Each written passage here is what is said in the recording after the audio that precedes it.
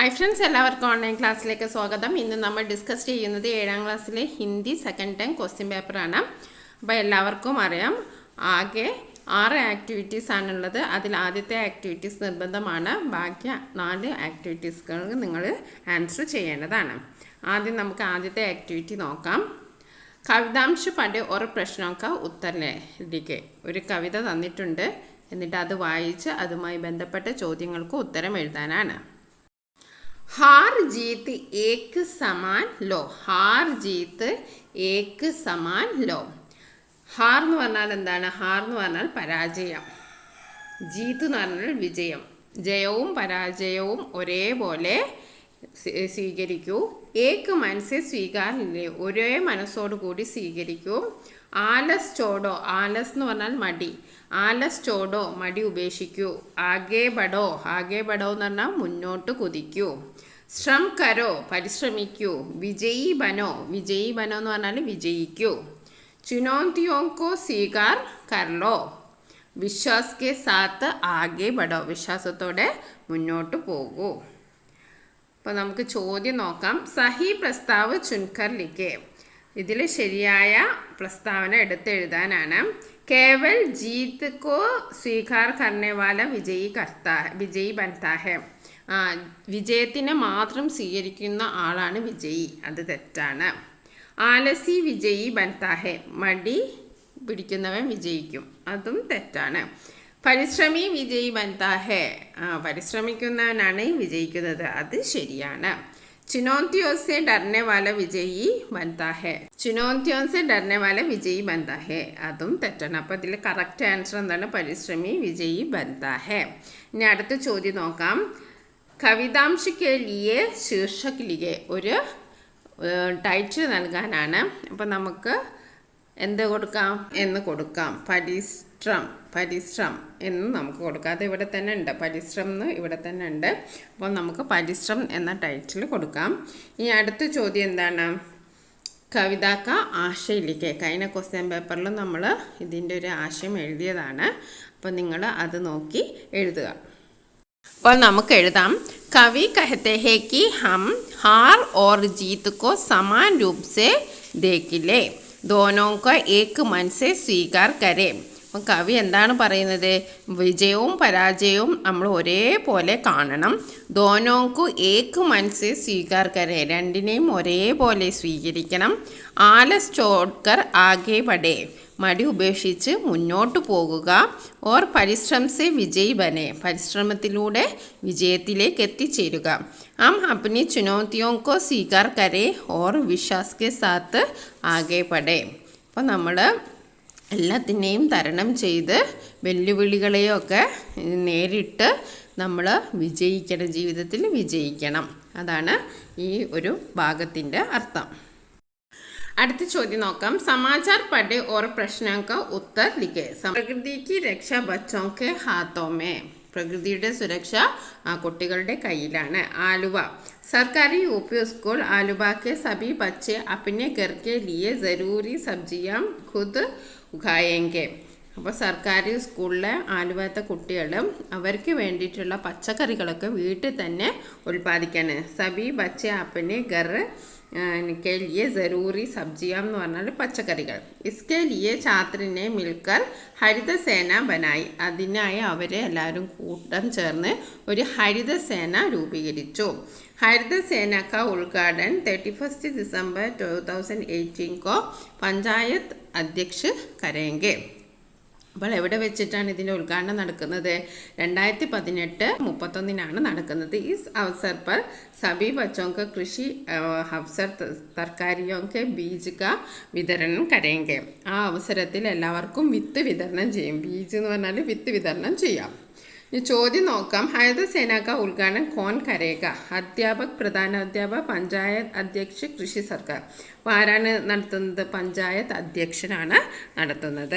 ഇനി അടുത്ത ചോദ്യം നോക്കാം. ഹരിതസേനയ്ക്ക് ഉദ്ഘാടനം കെലിയ പോസ്റ്റർ തയ്യാർ കരേ. അപ്പോൾ ഹരിതസേനയ്ക്ക് വേണ്ടി ഒരു പോസ്റ്റർ തയ്യാറാക്കാനാണ് പറഞ്ഞിരിക്കുന്നത്. അപ്പോൾ നമ്മളൊരു നമ്മൾ പോസ്റ്റർ തയ്യാറാക്കാൻ ഇവിടെ എന്തൊക്കെ കാര്യങ്ങൾ ശ്രദ്ധിക്കണം, ഇപ്പോൾ നമുക്ക് ഉദ്ഘാടനം ചെയ്യുന്നത് എന്തിനാണെന്നൊക്കെ നമുക്കറിയാം. ഇപ്പോൾ എവിടെ വെച്ചിട്ടാണ് നമ്മൾ ഉദ്ഘാടനം ചെയ്യുന്നതെന്നും ഒക്കെ അറിയാം. അപ്പോൾ നമുക്ക് എന്ത് എഴുതാം? ഹരിതസേന കാ ഉദ്ഘാടൻ അങ്ങനെ എഴുതിയിട്ട് നമുക്ക് അതിൻ്റെ സ്ഥലം, പ്ലേസ്, അതാരാണ് ഉദ്ഘാടനം ചെയ്യുന്നത് എന്നൊക്കെ നമുക്ക് അവിടെ എഴുതി ചേർക്കണം. അത് നല്ല വൃത്തിയിൽ മനോഹരമാക്കുക. എന്നിട്ട് ലാസ്റ്റ് എന്ത് കൊടുക്കാൻ മറക്കരുത്? സബ്കാ സ്വാഗത് ഹേ എന്ന് കൊടുക്കാൻ മറക്കരുത്. അപ്പം നിങ്ങൾ ഈ പോസ്റ്റർ ശ്രദ്ധിക്കൂ. ഇതേപോലെ നല്ല ഇതിനേക്കാൾ കൂടുതൽ മനോഹരമായിട്ട് നിങ്ങൾ പോസ്റ്റർ തയ്യാറാക്കണം. എല്ലാ ഡീറ്റെയിൽസും അതിൽ ഉണ്ടാവണം. അതായത് സ്ഥലം, തീയതി, എന്താണ്, ആരാണ് ഉദ്ഘാടനം ചെയ്യുന്നത്, ഏത് സ്ഥലത്ത് വെച്ചിട്ടാണ്, പിന്നെ എന്താണ് ഉദ്ഘാടനം, അതൊക്കെ. അടുത്ത ക്വസ്റ്റ്യൻ നോക്കാം. രണ്ട് बड़े और प्रश्नों का उत्तर लिखें. आजकल संचार माध्यमों का उपयोग समाज में बढ़ता जा रहा है. मोबाइल इसका सशक्त स्थान है. നവമാധ്യമ ഉപകരണങ്ങളിൽ മൊബൈലിന് വളരെയധികം ഇമ്പോർട്ടൻ്റ് ആയിട്ടുള്ള ഒരു സ്ഥാനമാണുള്ളത്. ബच्चे से लेकर बूढ़े तक मोबाइल का उपयोग करता है. ചെറിയ കുട്ടികൾ മുതൽ വലിയ ആളുകൾ, വയസ്സന്മാർ വരെ, വൃദ്ധകൾ വരെ ഇന്ന് എന്താ ഉപയോഗിക്കുന്നത്? മൊബൈൽ ഉപയോഗിക്കുന്നുണ്ട്. അപ്പോൾ ആദ്യത്തെ ചോദ്യം, സഹി പ്രസ്താവ് ചുൻകർ ലിഖേ. മൊബൈൽ മേ കേവൽ മനോരഞ്ജൻ കാര്യക്രം ഹോത്തെ ഹേ. അത് തെറ്റാണ്. കേവലം മനോരഞ്ജൻ കാര്യക്രം മാത്രമാണ് ഉണ്ടാവുന്നത്. മൊബൈൽ മേ കേവൽ ജ്ഞാൻവർദ്ധക് കാര്യക്രം ഹോത്തെ ഹേ. മൊബൈൽ മേ ജ്ഞാൻവർദ്ധക് എവം മനോരഞ്ജൻ കാര്യക്രം ഹോത്തെ ഹേ.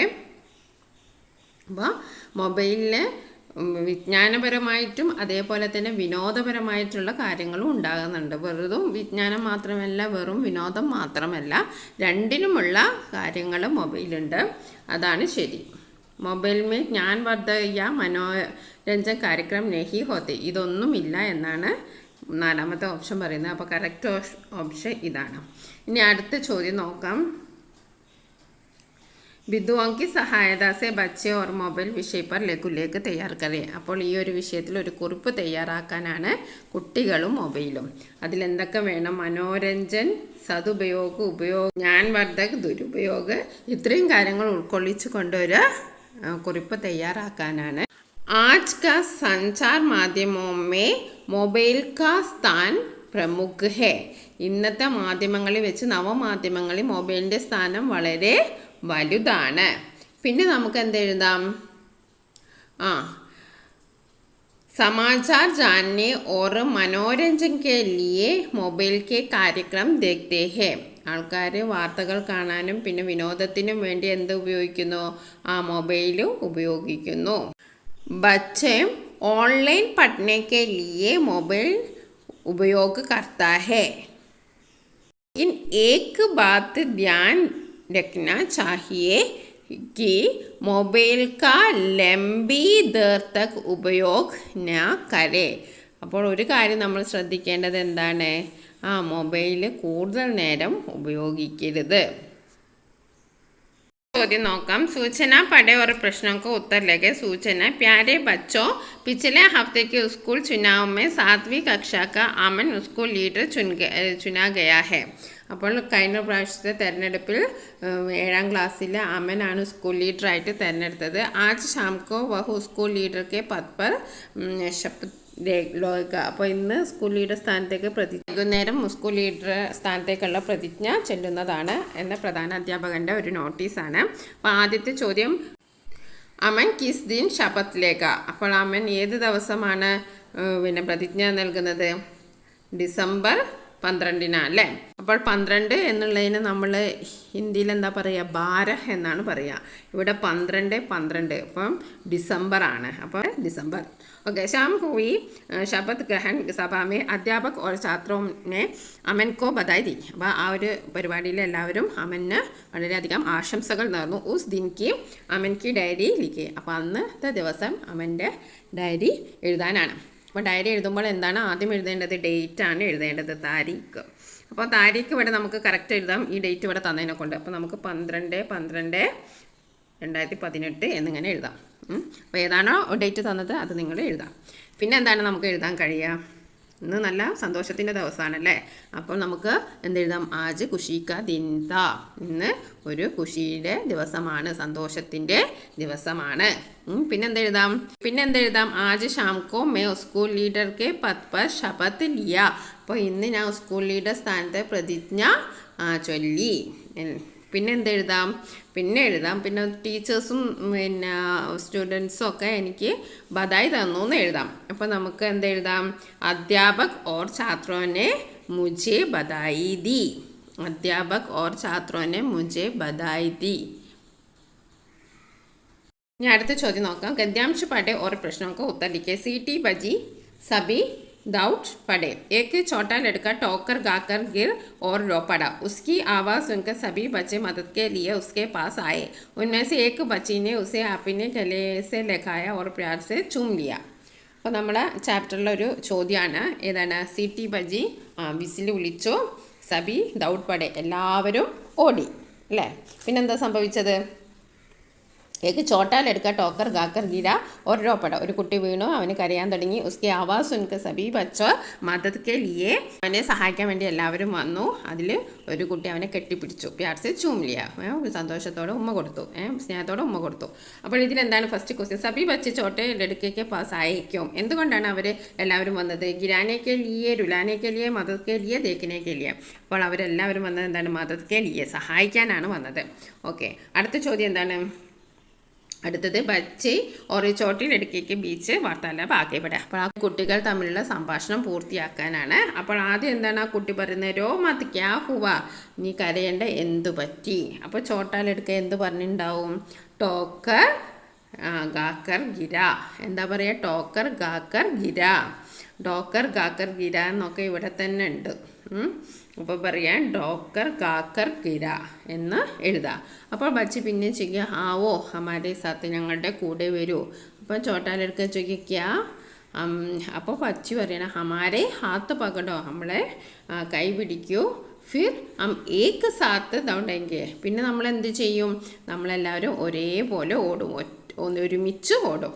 അല്ലെ ചോട്ടാലെടുക്ക അച്ഛ. അപ്പോൾ എന്തൊക്കെ നമുക്ക് എഴുതാം? രോമത് ക്യാ ഹുവാ, ടോക്കർ ഗാക്കർ കിര, ഹാവോ ഹമാരെ സാത്ത്, ക്യാ ഹമാരെ ഹാത്ത് പക്കടോ, നമ്മുടെ കൈ പിടിക്കൂ. ഫിർ പിന്നെ ഹം ഏക്ക് സാത്ത് ദൗണ്ടേ, നമ്മൾ ഒന്നിച്ച് ഓടും. ദൗഡ്നാന്ന് പറഞ്ഞാൽ ഓടുക, ഏക്ക് സാത്ത് എന്ന് പറഞ്ഞാൽ ഒന്നിച്ചോടുക, നമ്മളെല്ലാവരും ഒരുമിച്ച് ഓടും. അച്ഛാ. അപ്പോൾ അത്രയും എഴുതുക. कवितांश पढ़े और प्रश्नों को उत्तर लिखे. पेड़ पे बैठा ऊँच रहा था बंदर एक अकेला. खेल खेल में बिना बात बच्चे ने मारा ठेला. ठेला लगा नहीं बंदर को, फिर भी वह घबराया. देखा जब नीचे बच्चों की मन ही मन मुस्काया. ടേല എന്ന് പറഞ്ഞാൽ മൺകട്ട. ഊങ്ക് രഹാത്ത എന്ന് പറഞ്ഞിട്ടുണ്ടെങ്കിൽ ഊന്ത് രഹാത്ത എന്ന് പറഞ്ഞാൽ ഉറക്കം തൂങ്ങുക. അപ്പം ചോദ്യം നോക്കാം. കോൻ ഊന്ത് രഹാത്ത, ആരാണ് ഉറക്കം തൂങ്ങിയിരിക്കുന്നത്? ആരാണ്? പേട് പേ ബൈട്ട ഊന്ത് രഹാത്ത ബന്ദർ ഏക്ക് അക്കേല. അപ്പോൾ ആരാണ് പിന്നെ ഉറക്കം തൂങ്ങിയിരിക്കുന്നത്? ബന്ദറാണ്. ബന്ദർ ഉറക്കം തൂങ്ങിയിരിക്കുകയാണ്. അപ്പോൾ നമ്മൾ എന്തെഴുതാം? ബന്ദർ എന്നെഴുതാം. ബന്ദർക്കെ സാത്ത് കോൻ താ, ബന്ദറിൻ്റെ കൂടെ ആരെങ്കിലും ഉണ്ടായിരുന്നോ? പേടിച്ചത് ആരാണ്? ബന്ദർ തന്നെയാണ് പേടിച്ചത്. കവിതാമേ ഹസാക്കെ ലിയെ കിസ് ശബ്ദ കാ പ്രയോഗ കിയാ ഹ. ഹസ എന്ന് പറഞ്ഞാൽ എന്താണ്? ഹസ എന്ന് പറഞ്ഞാൽ ചിരിക്കുക. ഗബരായ ഊന്ധ മുസ്കായ മാല. അപ്പോൾ മുസ്കായ എന്ന് പറഞ്ഞാലും ചിരിക്കുക എന്നുള്ള അർത്ഥമാണ്. ബന്ദർ ക്യോ മുസ്കായ, എന്തുകൊണ്ടാണ് ചിരിച്ചത്? ടേലക്കോ ദേക്കർ, സപ്ന ദേക്കർ, ബച്ചോക്കോ ദേക്കർ, ഖേൽ ദേക്കർ. എന്ത് കണ്ടിട്ടാണ് ചിരിച്ചത്? അപ്പോൾ നമുക്ക് നോക്കാം എന്ത് കണ്ടിട്ടാണ് ചിരിച്ചതെന്ന് നോക്കാം. ദേഖ സബ് നീച്ചെ ബച്ചോക്കോ മൻ ഹി മൻ മുസ്കായ. അപ്പോൾ കുട്ടികളെ കണ്ടിട്ടാണല്ലോ ചിരിച്ചത്. അപ്പോൾ നമുക്ക് എഴുതാം ബച്ചോക്കോ ദേക്കർ.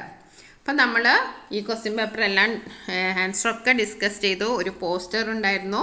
പിന്നെ അധികവും നമ്മൾ ഹിന്ദിയിൽ കുറച്ച് കാര്യങ്ങൾ തന്നിട്ട് അതുമായി ബന്ധപ്പെട്ട ചോദ്യങ്ങൾ എഴുതാൻ തന്നെയാണ് വന്നത്. അപ്പോൾ എല്ലാവരും ഹിന്ദി നല്ലവണ്ണം വായിച്ച് പഠിക്കുക. ഇവിടെയൊക്കെ കണ്ടില്ല, ഇതൊക്കെ ഫുൾ മാർക്ക് മേടിക്കാൻ പറ്റിയ ക്വസ്റ്റ്യൻസാണ്. എല്ലാ ക്വസ്റ്റ്യൻസിലും നമുക്ക് ഈ ബ്രാക്കറ്റിൽ നിന്നോ അല്ലെങ്കിൽ ആ പാസേജിൽ നിന്നോ എടുത്ത് എഴുതാനുള്ള ഒരു ചോദ്യം ഉറപ്പാണ്. അപ്പോൾ എല്ലാവരും നല്ലവണ്ണം ആ തന്ന കാര്യങ്ങൾ ഇതിലും ഇതിലും ഉണ്ട് ഒരു മാർക്ക് ഈ തന്ന കാര്യങ്ങളിൽ നിന്ന് മാത്രം എടുത്തെഴുതാൻ. അപ്പോൾ നിങ്ങൾ ഇതിലും ഉണ്ട് ഒരു മാർക്ക് അതിൽ നിന്ന്. അപ്പോൾ നിങ്ങൾ അറ്റ്ലീസ്റ്റ് വായിക്കാം, ചോദ്യം നല്ലവണ്ണം വായിക്കുക. അതിൽ നിന്ന് തന്നെ നിങ്ങൾക്ക് കുറേയൊക്കെ ആൻസർ എഴുതാൻ പറ്റും.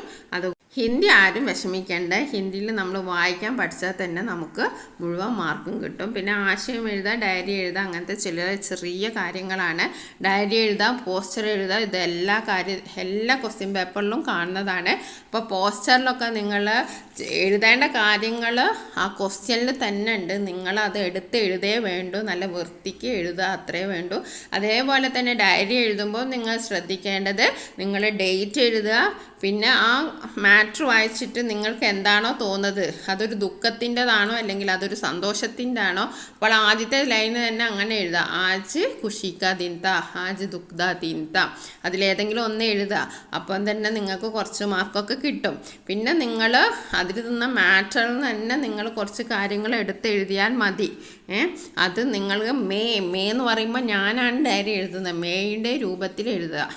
ട്രിക്സൊക്കെ ഉപയോഗിക്കുക. ഹിന്ദിയിൽ നിങ്ങൾക്ക് ഫുൾ മാർക്ക് തന്നെ കിട്ടും. നല്ലവണ്ണം വായിക്കുക, ടെക്സ്റ്റ് ബുക്ക് നല്ലവണ്ണം വായിച്ച് നോക്കുക, അതിൻ്റെ അർത്ഥം നിങ്ങൾ മനസ്സിലാക്കുക. അപ്പോൾ നിങ്ങൾക്ക് ചോദ്യങ്ങളൊക്കെ എളുപ്പമായിരിക്കും. വളരെ ഈസിയാണ് ഹിന്ദി. ആരും മിസ് ചെയ്ത ഒരു ചോദ്യവും എല്ലാവരും നല്ലവണ്ണം പഠിക്കുക. All the best.